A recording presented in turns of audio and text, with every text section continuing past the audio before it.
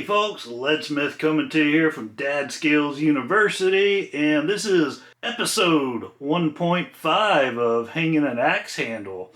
I want to take a moment just to kind of show you some of the tools that were involved. You know, a nice dead blow, typical hammer for seating in those steel wedges. You know, some kind of pliers, definitely a rasp, and it doesn't have to be anything special. A few punches to help kind of drive those wedges, some sandpaper, a saw, a razor knife, sanding block, obviously an axe handle. Check it out, something that I just found I didn't realize I had. These are instructions. Wow, who would have thunk instructions that came along with this? Well, I took a moment to kind of review them, and turns out that even though I didn't pay much mind to them or even notice them, that I basically followed them. So where I'm kind of at right now in this project, I want to sand it down, and something that's cool and kind of unique, I plan to use this checkering file here to put some checkering into the wood. And I've never done this with wood before, but I'm pretty excited to do it. Once that's done, I will likely try to burn something into the wood just for fun, char the wood entirely, coat it with some boiled linseed oil. However, before we jump into all that stuff, there's a really interesting thing that this sort of axe brings to mind. I'm a blue collar guy.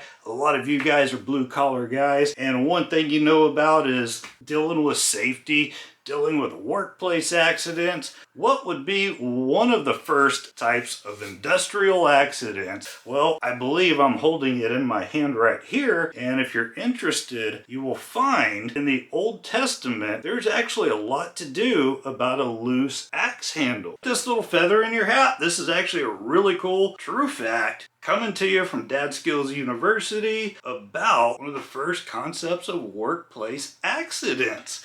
And we have first-hand experience with resolving that problem today.